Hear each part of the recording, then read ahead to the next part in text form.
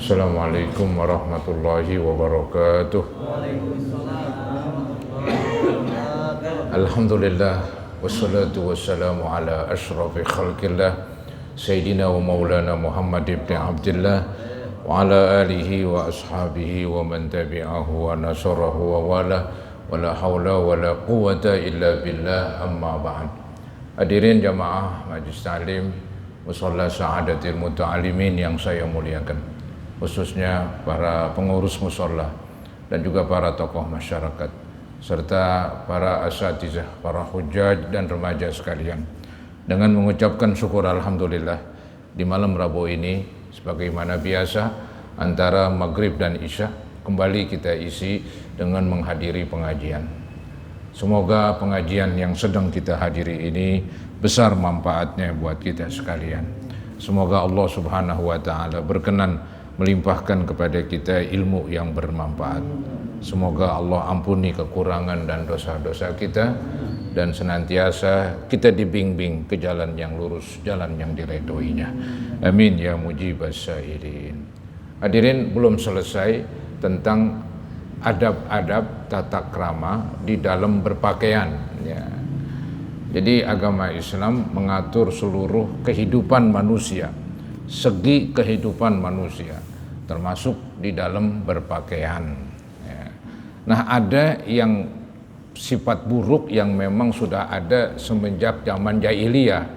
Seseorang kalau memakai kain atau baju gamis itu melebihi dari mata kaki, karena nawaitunya sombong ya. Begitu juga kalau mereka memakai baju itu tangan bajunya melebihi daripada ujung jarinya, ngeliwatin begitu. Juga niatnya sombong ya, mungkin supaya disebut gua nih orang hebat begitu kali, orang kaya, orang ya, buktinya pakaian gua lebih ya, nggak kurang begitu, hampir liwat mata kaki, hampir liwat ujung jari. Mungkin juga demikian. Yang penting si hadis menerangkan nawaitu dia, niat dia adalah sombong. Nah, itulah yang menjadi haram ya. Kalau nggak ada niat sombong, itu hanya sebatas makruh ya. Maka ada hadis yang berbunyi di sini dikatakan maka na asfala minal ka'bain fahuwa finnar. Artinya segala pakaian yang di bawah mata kaki di neraka begitu. Jadi serem omongannya. Ya pasti penjelasannya yang di neraka gara-gara sombong. Kalau nggak sombong ya nggak ada masalah, paling tinggi makruh gitu ya. Nah, ini dicontohkan dulu, yaitu seperti sahabat Nabi yang bernama Abu Bakar. Ketika Nabi ngomong begitu, Abu Bakar nyeletuk begitu, saya wahai Nabi ini bagaimana ya, melewati mata kaki walaupun saya berusaha mengangkatnya. Nabi menjawab, kamu bukan termasuk orang yang sombong. Jadi ya nggak ada masalah kalau nggak sombong lah begitu ya. Itu saudara-saudara. Nah, ini lanjutannya ini ya, yang belum saya terangkan, yaitu wa anhu qala Rasulullah sallallahu alaihi wasallam. Ini hadis dari Abdullah bin Umar. Ya, dia berkata, telah bersabda Nabi yang berbunyi, man jarra thawbahu khuyala'a. Siapa yang menarik pakaiannya karena sombong. Emang itu tuh yang menjadi pokok ya, karena sombong, khuyala begitu. Maka lam yanzurillahu ilaihi yaumal qiyamah. Allah tidak akan memandang dia di hari kiamat dengan pandangan kasih sayang. Enggak lah katanya. Lantaran dulu dia menantangin Allah. Kan sifat sombong itu hanya dimiliki oleh Allah ya, dan dia pantas ya, punya sifat yang orang bahasa kasarnya sombong, karena memang dia yang menciptakan bumi ini, menciptakan manusia. Kalau kita bikin apa? Nggak bisa apa-apa. Celana kolor aja saya bilang itu bukan bikinan kita. Ya betul, kamu yang nganyam, kamu yang jahit ya, tapi bahannya dari mana ya, pohon kapas, pohon benang dan sebagainya, itu semuanya kan Allah yang menciptakan ya. waktu menenun ya pakai tangan ciptaan Allah. Anggap yang nanam pohon kapas, waktu nanam pakai tangan ciptaan Allah. Nanamnya di tanah ciptaan Allah. Ini pohonan butuh udara, butuh cahaya, ya, semuanya ciptaan Allah. Ya, jadi sebetulnya manusia nggak ada apa-apanya. Karena nggak ada apa-apanya, ngaku-ngaku punya apa-apanya. Ini namanya sombong ini. Ya, itu yang dilarang dalam agama. Pengen nandingin begitu. Maka tuh sifat sombong itu jelek banget. Karena pengen nandingin. Padahal dia nggak ada apa-apanya. Gitu. Maka Allah hukum itu. Ya. Nah, termasuk istilahnya sifat sombong itu bila mana ada ketika berpakaian. Ya. Walaupun mungkin nggak melebihi mata kaki, tapi dia berpakaiannya bagus misalnya, baru. Ada orang pakaiannya jelek, dihina ada, ya jelek banget tuh pakaian. Yang begini nih udah buang-buang misalnya. Gue jadiin tupuk begitu. Wah gila banget itu orang dah. Walaupun sih nggak melebihi, tapi ada sifat sombong dalam ya berpakaiannya itu. Ya, dia sih nggak melebihi mata kaki misalnya. Cuman niatnya sombong memang berpakaiannya itu. Itu nanti di hari kiamat ya Nabi bersabda, lam yanzurillah ilaihi. Allah tidak akan lihat dengan lihat kasih sayang. Ya. Mungkin bahasa kampungnya dilihat diplototin begitu yang bukan dilihat dengan belas kasih, dilihat nggak tega begitu, bukan tuh nggak ada lah, karena dulu di dunianya nantangin tuh dia ya. Itu maksud lam yanzurillah ilaihi yaumal qiyamah. Orang tersebut yang menarik pakaiannya ya, pakaiannya berlebihan melewati mata kaki seakan-akan ditarik dengan niat khuyala sombong, maka Allah tidak akan melihatnya dengan penglihatan kasih sayang. Kemudian ini hadis didengar oleh Ummu Salamah, istri Nabi. Dikatakan qalat Ummu Salamah, fa kaifa tasna'un nisa biduyulihinna. Wahai Rasul, bagaimana nih perempuan-perempuan? Kalau perempuan itu pakai baju gomis itu pasti panjang. Iya, istilahnya ya nyeret dan nyapuin jalanan lah begitu. Itu. Ini bagaimana perempuan?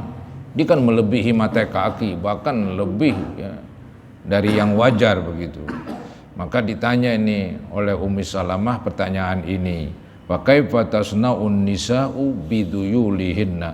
Bagaimana nih perempuan-perempuan bisa berbuat dengan pakaian yang ditarik-tarik itu, seperti buntut, melebihi.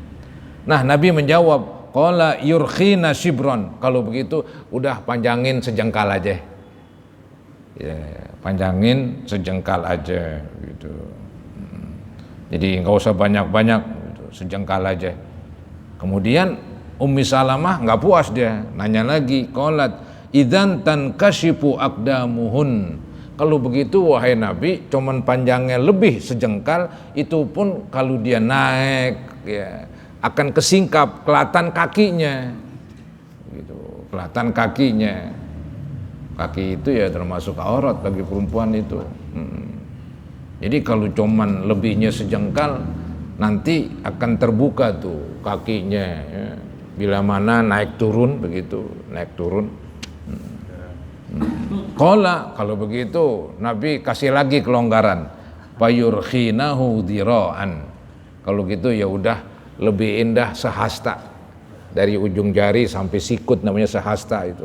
Ya kira-kira 40-50 cm. Ya itu sih lebih dah, cukup dah. Kemudian kata Nabi, la yazidna, jangan tambahin lagi dah. Cukup sehasta, jangan tambahin lagi.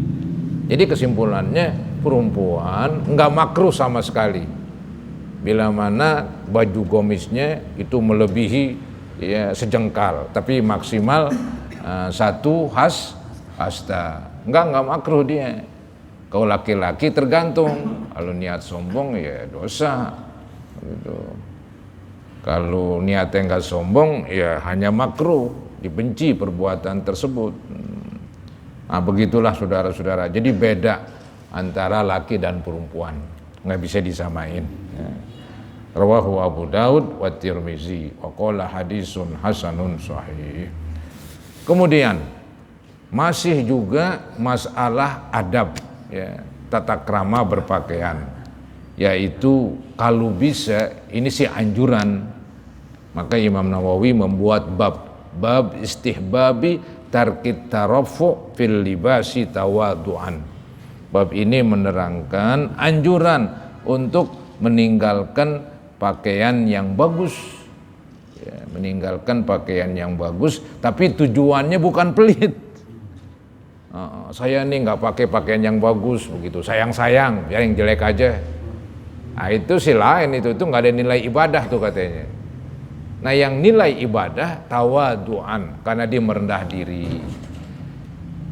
diri begitu, maka dia pakai pakaian yang sederhana. Padahal dia mampu pakai yang kaya, yang bagus, begitu. Tapi dia ogah, dipakai yang sedang-sedang aja lah, pakaiannya begitu. Dengan nawa itu gung merendah diri, bukan sering bergaul dengan manusia, masih pakai yang bagus-bagus. Ya, ntar kalau pakai yang bagus-bagus, ya ada orang miskin misalnya, wah pada minder, begitu. Nah, sekarang udah pakai yang biasa-biasa aja, begitu. Itu ibadah itu, ada nilainya begitu, ada nilainya. Tapi kalau dia pakai yang jelek, ya pelit buat dirinya, wah repot udah, itu nggak ada nilai ibadah, nggak ada nilai ibadah. Ya. Jadi ini sunat meninggalkan pakaian yang bagus, tapi ya tujuannya merendah diri. Seandainya dibeli yang bagus, yang baru, silahkan. Ada lagi hadis itu menerangkan bahwa Allah mencintai hambanya ketika memakai sesuatu yang baru. Ya, jadi memakai yang baru untuk menikmati pemberian dari Allah Subhanahu wa Ta'ala. Itu enggak apa-apa itu. Jadi berpakaian yang bagus, bajunya bagus, motornya bagus, ya, enggak apa-apa. Jangan yang penting ntar ada motor bojot, ya tuh motor jelek banget, buang ke sampah mendingan itu yang jelek lah tuh dah. Orang mau pakai motor yang jelek, yang bagus, yang butut, biarin. Itu mau yang bagus pakai. Pengen nikmatin, silakan nikmatin. Nggak ada larangan. Ya. Cuman dia mau pakai motor yang sedang aja karena ingin merendah diri, ya itu ada nilai ibadah. Gitu. Baik, jadi ini ada hadis berbunyi wa an Muaz ibni Anas radhiyallahu anhu. Hadis dari Muaz, anna Rasulullah sallallahu alaihi wasallam qala. Nabi bersabda, "Man tarakal libasa tawadu'an lillah." Barang siapa yang meninggalkan pakaian yang bagus, bukan sekedar pakaian yang bagus begini. Dikatakan al-libasar rafi', pakaian yang tinggi, pakaian yang bagus. Dia meninggalkan tawadu'an lillah, karena merendah diri terhadap Allah. Wa huwa yaqdiru alaih, padahal dia mampu beli yang bagus, tapi dia beli yang sederhana aja, dia pakai untuk merendah diri kepada Allah. Da'ahu Allahu yaumal qiyamah, nanti di hari kiamat dia dipanggil, ya. Dipanggil oleh Allah, orang lagi kumpul banyak itu, ala ru'usil khalaik, dipanggil di hadapan orang banyak lagi kumpul gitu. Kemudian setelah dipanggil, jadi namanya itu kesohor dah, dipanggil di hadapan manusia. Ya walaupun tadi dia sih bukan pengen niat kesohor, tadi berpakaian sederhana, dia memakai tujuannya merendah diri, tapi di akhirat dibalas yaitu dengan kehormatan tinggi. Ya, dipanggil di hadapan orang banyak, orang semuanya menyaksikan, kemudian disuruh pilih hatta yukhayyirahu, disuruh pilih min ayyi hulalil iman, disuruh pilih pakaian yang mana aja pakaian orang-orang yang beriman. Ya, jadi pakaian orang yang beriman di sorga macam-macam. Ya, pokoknya serba cakep lah begitu. Ya, untuk itu disuruh pilih, ya sebagai balasan lah. Ya, dulu dia di dunia nggak mau milih-milih dah, biasin yang sedang-sedang aja. Ntar di akhirat kebalikannya tuh. Ya, disuruh pilih pakaian yang mewah-mewah katanya. Ya, dikatakan min ayyi hulalil imani yasha'u yalbasuha, disuruh pilih pakaian orang yang beriman yang mana aja yang ia kehendaki. Padahal semua pakaian cakep-cakep semua. Jadi ini saudara-saudara salah satu bentuk ya dia merendah ya, di hadapan Allah, kemudian dan menyatu dengan masyarakat yang sederhana. Jadi biar orang ngobrol sama dia, ketemu sama dia, nggak minder ya. Nggak merasa rendah diri gitu. Karena si kaya ini pakaiannya sedang-sedang aja. Yang penting niatnya jangan pelit, itu atuh dah. Niat pelit nggak ada itu untungnya, nggak ada ya. Jadi niatnya semata-mata merendah diri. Hadis rawahu Tirmizi wa qala hadisun hasan. Nah, bagi yang mau pakai yang bagus silahkan, begitulah agama. Ada pilihan-pilihan. Ya, ada pilihan. Jadi memakai pakaian yang bagus boleh. Ya, apalagi niatnya ingin menikmati pemberian Allah. Ya, silakan, baju baru, rumah baru, motor baru, mobil baru, serba baru, pakai Ki. Nikmatin begitu. Tapi kan memang semua orang begitu. Emang semua orang kaya kan? Dan emang semua orang seperti itu? Tidak juga. Maka ada yang pilihan kedua, itu yang pilihan mungkin nampaknya pilihan lebih baik, yaitu memakai pakaian yang sederhana dengan niat untuk ya merendah diri lah di hadapan Allah. Dia bisa gaul dengan orang banyak nggak sungkan, nggak malu, nggak minder, karena dia biasa orangnya ya. Hadis rawahu Tirmizi wa qala hadisun hasan. Kemudian dilanjutkan lagi nih, tadi kan disuruh berpakaian yang sederhana, tapi jangan sampai yang sederhana membuat dia jadi hina, itu nggak bisa lagi. Jadi memberi peluang kepada orang untuk menghina dia. Jadi pakaiannya bukan pakaian yang mewah, tapi pakaiannya sedang lah bahasa gampangnya. Ya, pakaian sedang, jangan pakaian yang rombeng, yang beset dipakai, yang kusut, yang belum ditriske misalnya. Itu jadi ya bahan omongan malah. Jadi celaan akhirnya. Jadi celaan. Maka dari itu di sini disebut pertengahan. Ya. Enggak menunjukkan pakaian yang jadi hina. Pakaian yang jadi hina yaitu pakaian yang misalnya tadi yang rombeng dipakai, yang beset, tapi enggak menampakkan aurat. Ya, mungkin besetnya di mana begitu. Ya. Tapi zaman sekarang ada juga sih orang pakai celana yang beset dipakai. ada macam-macam zaman. Ya. Aneh itu, aneh. Dengkulnya beset begitu, sengaja dibeset ya. Pakaiannya setan dah sekalian, namanya jin. Celana jin, celana setan dipakai dah. Ya macam-macam. Ya yang penting saudara-saudara jangan merendahkan diri dalam arti berpakaian yang membuat dia terhina. Jangan, nggak bisa begitu. Ya. Juga jangan sombong, kan begitu. Pakailah yang sedang-sedang. Mau pakai yang bagus boleh juga, asal sombongnya dibuangin tuh niatnya. Begitu agama saudara-saudara. Nah ini dia. An Amr bin Shu'aib an abihi. Hadis dari Amr bin Shu'aib dari bapaknya, an jaddihi dari kakeknya radhiyallahu an. Qala, berkata beliau, qala Rasulullah sallallahu alaihi wasallam. Innallaha yuhibbu. Nah ini yang tadi saya katakan. Sesungguhnya Allah mencintai. Ayyara, Allah mencintai untuk melihat athara nikmatihi. Yaitu bahasa kampungnya bekas nikmatnya. Bekas nikmat yang Allah berikan kepada hamba, Allah pengen lihat begitu. Maksudnya Allah pengen lihat dipergunakan.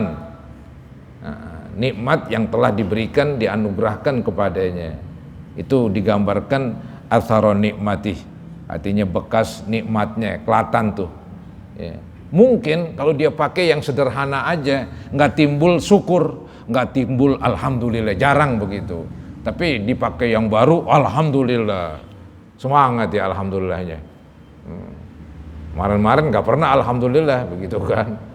Nah, jadi di situ sisi kebaikannya, di situ sisi ya, cakepnya. Maka Allah senang itu melihat hambanya mempergunakan nikmat yang udah dikasih. Ya. Maka bebas tadi saya bilang baju baru, rumah baru, apa silakan, nggak ada larangan. Ya. Tapi kalau orang mau pakai sederhana ya nggak apa-apa. Kalau nawaitunya bagus kan begitu. Ya. Ya. Namanya orang kan macam-macam. Jadi begitulah pilihan-pilihan dari yang disampaikan oleh Nabi Muhammad SAW. Ya, jadi hadisnya innallaha yuhibbu, sungguhnya Allah mencintai ayyara athara nikmatihi, melihat bekas kenikmatannya. Artinya hasil kenikmatan yang Allah berikan kelihatan itu. Ya, berbentuk pakaian lah, berbentuk kendaraan lah, begitu. Ya, ala abdihi atas hambanya. Rawahu Tirmizi wa qala hadisun hasan. Ya, jadi begitulah saudara-saudara agama Islam. Ya, jadi itu agama tuh peraturannya luas, ya, peraturannya mudah, karena dia memang agama fitrah, agama yang memang sesuai dengan ya, fitrah manusia, begitu. Berbeda dengan agama-agama yang lain. Begitu, ya. Agama Islam agama fitrah. Jadi kalau manusia dilepas untuk masuk agama Islam, itu bawaannya cocok aja karena sesuai dengan jiwanya. Itu kan jadi rusak manusia karena dipengaruhi. Ya, mungkin dari bapaknya Yahudi, ya anaknya dipengaruhi jadi Yahudi. Bapaknya Nasrani, ya anaknya ikut Nasrani. Pada dasarnya manusia itu bersih, kemudian kalau disuruh ngikut Islam bawaannya mau aja. Gitu. Kok bisa begitu? Doyong aja. Lantaran memang Islam dengan jiwanya cocok, gitu. Cocok itu. Nah kadang-kadang rusak karena pengaruh luar, pengaruh setan. Akhirnya jiwanya jadi jiwa yang kotor. Baik saudara-saudara. Kemudian lanjutannya masih masalah pakaian. Pakaian itu kan bahannya macam-macam. Ada istilah bahannya dari kapas, yaitu mungkin kapas pun juga macam-macam, dibuatin benang kan kapas, ada benang halus, ada benang sekian, ada benang nomor sekian begitu. Entah kalau dipintal, ditenun, jadiin bahan, ada yang halus. Ya, saking halusnya itu benang, apalagi zaman sekarang, zaman canggih begitu. Jadi benang yang halus itu membuat hasil yang bagus. Zaman dulu kan zaman belum modern, maka tuh pakaian ada namanya CP, pakaian CP, kenal tuh? CP, pakai celana CP, yang tebal ya? CP. Sekarang udah nggak ada CP. Pakaian CP.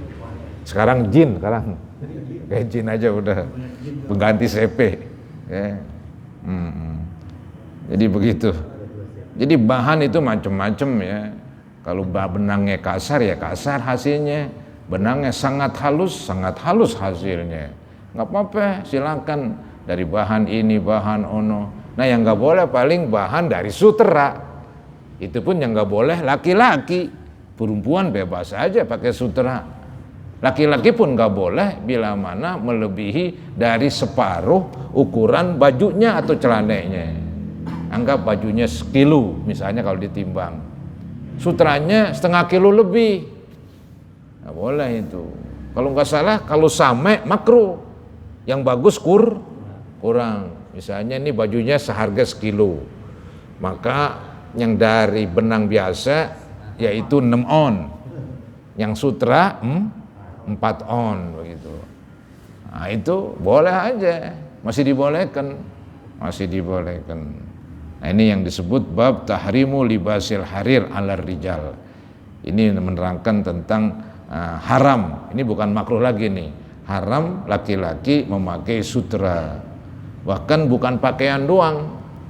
Misalnya selampainya, jok motornya dibungkus dengan sutra, jok mobilnya, sadel hewannya itu yang ditunggang, entah onta, entah kuda, sadelnya dilapisin sutra. Bantal ini misalnya nggak boleh. Permadani ini dari sutra, nggak boleh duduk di sini. Nggak boleh duduk di sini kalau ini ada sutranya. Kirim baju aja nggak boleh pakai. Hah? Kirim baju nggak boleh pakai. Oh, enggak semuanya. Semua pakaian, semua bentuk pakaian. Semua bentuk pakaian yang terbuat dari sutra. Tapi tadi kan saya bilang kurang dari separuh dari bahan keseluruhan masih boleh. Nah hadisnya, bahkan di sini saudara-saudara bukan saja tadi pakaian, tapi tempat duduknya dilapisi sutra nggak boleh. Bantal senderannya dilapisi dengan sutra nggak boleh.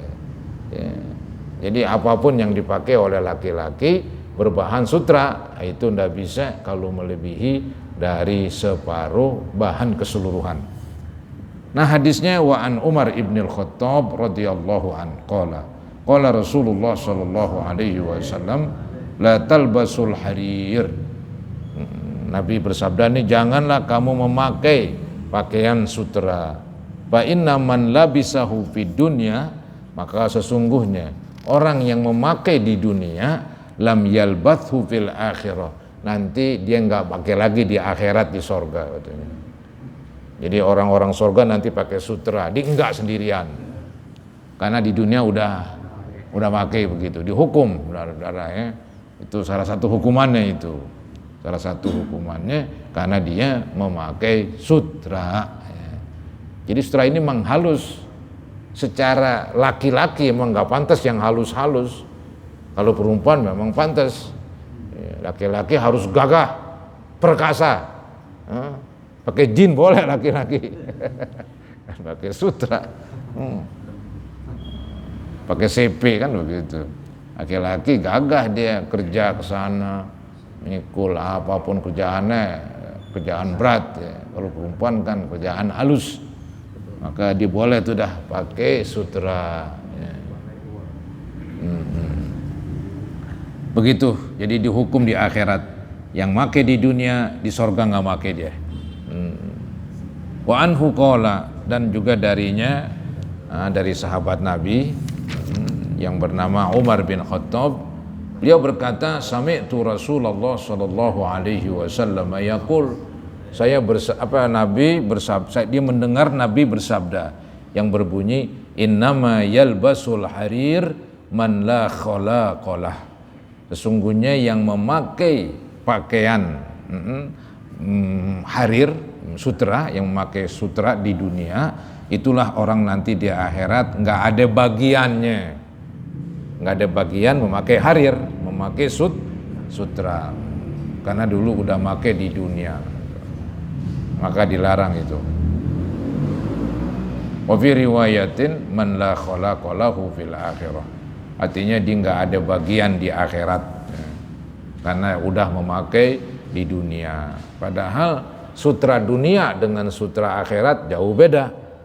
Cuma namanya doang sama, sutra begitu. Tapi kualitasnya beda lah. Begitu saudara-saudara.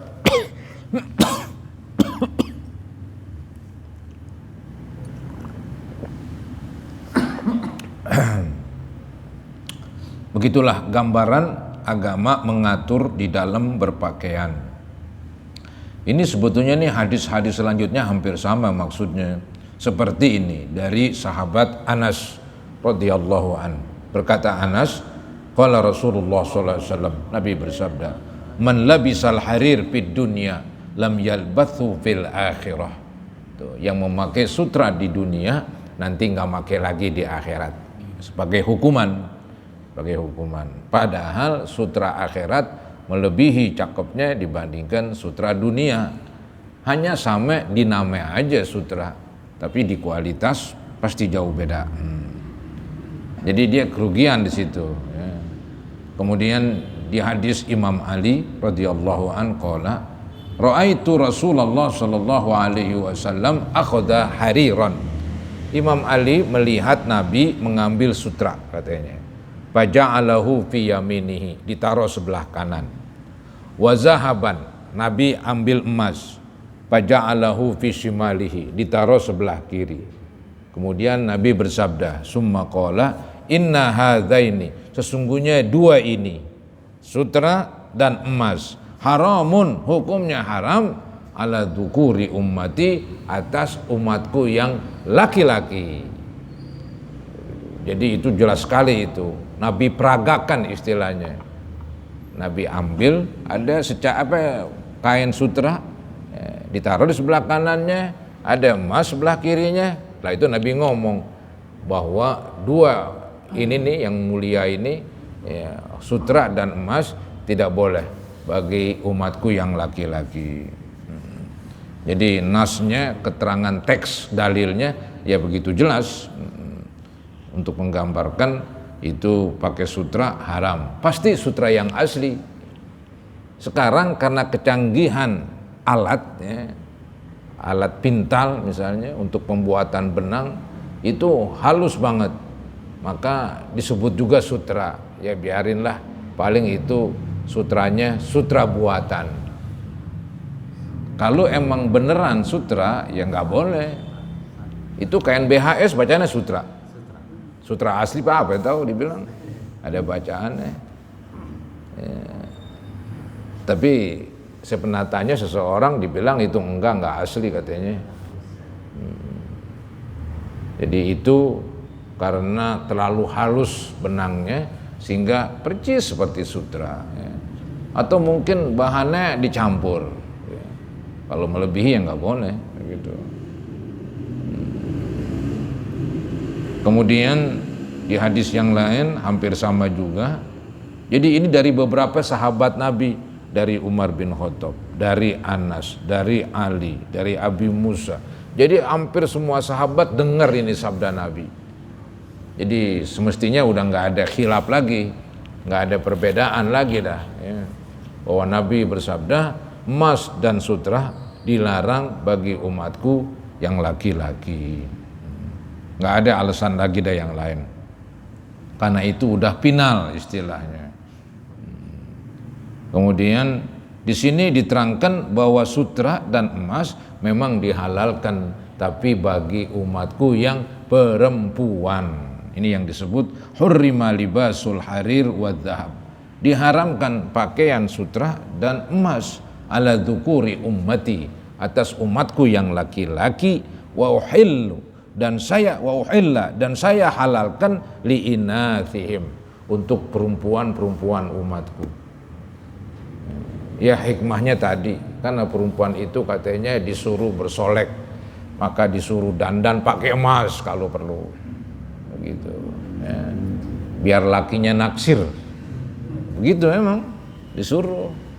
Biar lakinya naksir, bukan buat orang, bukan buat orang naksir, bukan. Tapi buat suaminya naksir begitu. Ada ulama bilang begitu, maka disuruh pakai sutra, dibolehkan pakai emas begitu, agar menarik bagi suaminya begitu, bukan buat orang lain. Rawahu Tirmizi wa qala hadisun hasanun sahih. Kemudian di hadis selanjutnya dari Huzaifah tuh. Jadi ada beberapa sahabat, dari Umar, dari Anas, dari Ali, dari Abi Musa. Nah sekarang dari Huzaifah. Beliau berkata, nahanan Nabiyyu sallallahu alaihi wasallam, Nabi melarang kami an nashraba fi aniyati dzahab wal fiddah, meminum dari gelas atau dari bejana yang terbuat dari emas dan perak. Itu memang dilarang. Itu udah nggak boleh juga itu. Minuman dari tempatnya emas dan perak. Saya pernah bertanya sama seorang guru dulu begitu, bagaimana hukumnya piala? Ada kan piala emas kali ya? Dulu kan ada piala Thomas Cup begitu ya, emas cup itu. Mungkin dari emas, apa emas-emasan? Nggak tahu dah. Yang penting kalau ada emasnya nggak boleh. Walaupun katanya dipajang nggak boleh, begitu mazhab Syafi'i begitu. Jadi sesuatu yang diharamkan, ya dipakainya diharamkan, disimpan alias koleksi, bahasa kerennya nggak boleh juga. Nggak boleh juga. Repot dong begitu, iya. Jadi Nggak boleh. Itu kalau bejana nggak laki doang, perempuan juga nggak boleh juga. Perempuan gelasnya dari emas misalnya, haram. Udah itu berlebihan udah. Dia boleh berhias begitu, tapi jangan berlebihan. Nah, kalau tempat airnya dari emas, wah ini udah berlebihan. Perempuan pun dilarang, apalagi laki-laki gitu, ya. Jadi Nabi melarang laki-laki memakai emas, kemudian bejananya dari emas dan dari perak. Wa an na'kula fiha, dan juga makan di piring emas. Waduh, lebih-lebih nggak boleh lagi itu. Mungkin zaman dulu kali ya, raja-raja kali minum di gelas emas, makan di piring emas begitu. Kalau kita makan di piring kaleng, kan begitu. Piring kaleng udah, piring emas. Piring kaleng atau piring plastik begitu dah. Beling ya, bahan murah semua. Bahan murah semua. Itu Monas itu Monas. Monas sih dia bukan ini. Bukan pakaian, bukan apa deh. Kayaknya nggak ada masalah deh. Nggak ada masalah. Ya, nggak ada hubungannya dengan kita. Kita pakai kagak. Paling tinggi kita ngelihat begitu. Ngelihat doang, yang ngelihat emas nggak ada masalah. Kubah emas kayak kubah emas. Hah? Kubah emas juga. Jadi paling tinggi itu kalau masjid itu makruh. Ya. Memang ada nih pendapat mengharamkan begitu. Alasannya mempersempit uang emas zaman dahulu. Dulu kan uang dari emas, kalau dipakein buat ini buat itu, jadi duit makin berkurang. Ketika duit berkurang, harga ya jadi mahal. Istilah kita duit lagi susah misalnya ya. Jadi ada ya pendapat Abu Hanifah ditaruh di masjid, biarin katanya, untuk membuat ya hebat ini sehingga orang di luar jadi ya takutlah kasarnya. Ya Ka'bah nggak lihat pintunya, emas, pintu Ka'bah emas. Terus pancuran apa itu namanya, tempat air keluar itu talang dari emas, itu dekat Hijri Ismail itu dari emas dibuat. Ya. Masjid-masjid ente bilang kubah emas, ya biarin dah, untuk menggambarkan keagungan agama Islam, biar agung. Tapi itu nggak semua ulama, nggak semua mazhab. Itu mazhab Abi Hanifah membolehkan. Ya. Kalau nggak salah mazhab Syafi'i itu melarang, mempersempit, memperkecil emas katanya. Karena dulu uang dari emas. Kalau sekarang uang bukan dari emas, dari kertas. Ya, maka dari itu karena uang kertas dia modal kepercayaan. Kalau orang nggak percaya sama rupiah, udah aja dah melorot kayak Krismon dulu. Ya, dibandingkan dolar, wah itu jatuh banget. Dulu dolar misalnya 3.000 misalnya kan. Setelah Krismon, berapa belas ribu, ya, belasan itu jatuh banget. Jadi duitnya nggak ada harganya, nilainya. Kalau emas sih mau ngapain juga tetap duitnya emang emas dia. Itu emang lebih bagus duit emas. Ya, zaman Nabi, ya, kita boleh punya duit emas asal jangan pakai emas saja. Ya kantongin duit emas. Maka zaman dulu duit emas itu berbentuk logam lah. Kayak kita tuh yang 1.000, yang apa itu, yang 500 berbentuk logam. Ya. Jadi emas itu sebaiknya jangan dipergunakan yang lain, ya, karena dulu memang dipergunakan khusus buat mata uang. Nggak ada krisis emas, malah emas makin mahal aja terus. Harganya begitu turun nggak ada. Harga emas turun tuh nggak ada. Paling mau turun ya mungkin di pasaran karena orang jarang beli dah. Atau kan kebanyakan tuh emas. Ya. Baik saudara-saudara, jadi kesimpulannya Nabi melarang umatnya memakai tempat air atau bejana dari emas atau dari perak begitu. Wa an na'kula fiha, Nabi juga melarang kita makan di piring emas, di piring perak. Wa an lubsil harir wad dibaj, Dan juga Nabi melarang dari memakai sutra, baik sutra yang halus atau sutra yang kasar. Ya mungkin dari ininya itu ulat sutranya kali, ada yang menghasilkan benangnya halus begitu, ada yang menghasilkan benangnya agak kasar, maka disebut ada harir, ada dibaj. Itu harir itu sutra yang halus, dibaj sutra yang kasar. Yang penting selama itu sutra nggak bisa. Sama dengan emas 24 karat, emas 23 karat begitu, emas 19 misalnya. Jadi terserah, yang penting namanya emas yang nggak boleh laki-laki gitu. Kalau yang putih itu yang dibilang orang emas putih, ya itu sih bukan emas. Iya, ada emas hitam no. Emas hitam adalah perak abinian, minyak, zaman dulu sebut minyak itu. Ya, minyak itu emas hitam.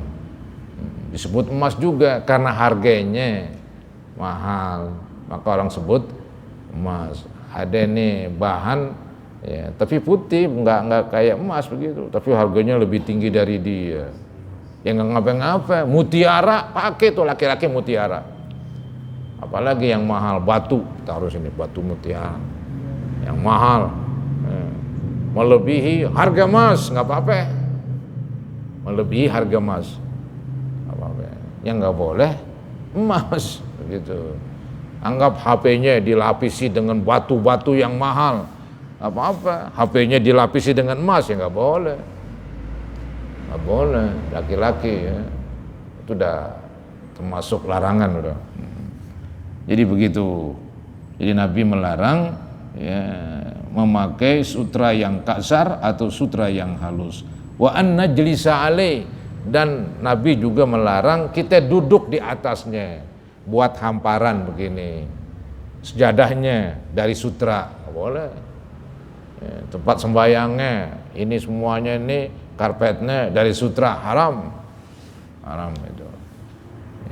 Ya sembayangnya sah, cuman diberdosa, melanggar. Baik. Kemudian masih juga ini tentang sutra. Nah, sutra ini kan tadi dilarang buat laki-laki, tapi Nabi memberikan kelonggaran katanya. Ada di masa Nabi, dua sahabatnya ini punya penyakit. Ya, kalau pakai baju bahan biasa makin gatal. Tapi kalau pakai sutra, gatalnya hilang. Oh, ini alergi kali ya. Istilah zaman sekarang alergi. Zaman Nabi ada tuh, maka silakan pakai. Orang ini gagatalan terus pakai baju biasa. Kalau pakai sutra kagak, udah pakai sutra terus. Ini dari salah seorang sahabat Nabi namanya Anas radhiyallahu anhu qala rakhasa Rasulullah sallallahu alaihi wasallam. Nabi memberikan kelonggaran. Nah, orang-orang tertentu, nggak semua orang. Liz Zubair, Nabi memberikan kelonggaran kepada Zubair. Kemudian wa Abdurrahman bin Auf radhiyallahu anhuma fi lubsil harir, memberikan kelonggaran di dalam memakai sutra. Boleh katanya dua orang.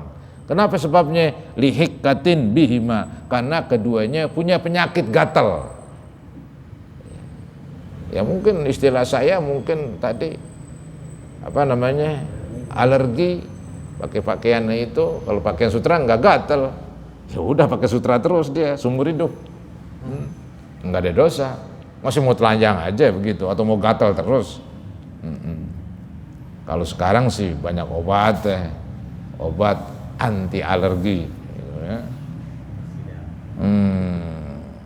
Selanjutnya, ya, tadi kan Nabi kasih kelonggaran. Ya. Nah ada nih yang semacam itu. Ya. Cuman nih yang semacam itu nih agak lain lagi nih masalahnya. Memakai, cuman ini hukumnya makruh, yaitu tempat duduknya kulit hewan, kulit macan. Jadi macan diambil kulitnya buat tempat duduknya, buat joknya. Kalau motor joknya kulit macan, wah orang ngeri nih, serem. Ya, macan boleh, tapi makruh, ya. Makruh memakai yaitu inian, misalnya kasur tikar, ya tikernya terbuat dari kulit binatang buas. Itu hukumnya makruh, dipakai buat hamparan, dipakai buat sadel begitu ya. Ini belum habis nih masalah pakaian, saudara-saudara, masih nyisa lagi ini ya udah, insya Allah kita lanjutkan. Mungkin ada yang bertanya, silakan. Kalau kulit kambing nggak boleh. Nggak apa-apa kulit kambing, wah Binatang buas ya. kulit kambing, kulit kebo, kulit sapi bebas. Ini yang binatang buas serem. Yang ular buat geser. Waduh, begitu ya. Ya paling tinggi makruh. Paling tinggi makruh. Kalau setelah dibersihkan, ya, disamak gitu. Jadi ya memang macam-macam lah zaman sekarang ya.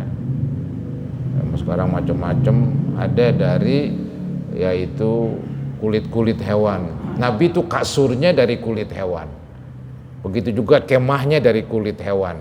Cuman hewan yang biasa lah seperti sapi ya, jarang lah kulit-kulit hewan yang serem-serem itu disebut makruh ya. Baiknya jangan. Udah Isya ya. Mari saudara-saudara kita akhiri dengan membaca Ummul Quran suratul Fatihah. Semoga Allah Subhanahu wa taala mengampuni kekurangan, kesalahan dan dosa-dosa kita, termasuk dosa ibu bapak kita, juga guru-guru, mertua, istri, dan juga anak-anak kita yang sudah wafat. Semoga Allah ampuni mereka dan semoga Allah ampuni kita sekalian. Al-Fatihah ala ma nawaina wa ala ma nawaitum wa ala ma nawal hadirun wa ila hadratin Nabi Rasulullah sallallahu alaihi wasallam. Al-Fatihah. Syaitanir rajim. Bismillahirrahmanirrahim. Wa iyyaka nasta'in ihdinas siratal mustaqim. Anta 'alaihim ghairil maghdub. Astaghfirullahaladzim, astaghfirullahaladzim, astaghfirullahaladzim. Allahumma salli ala sayyidina Muhammad wa ala sayyidina Muhammad wa sallim tasliman katsira walhamdulillahi rabbil alamin.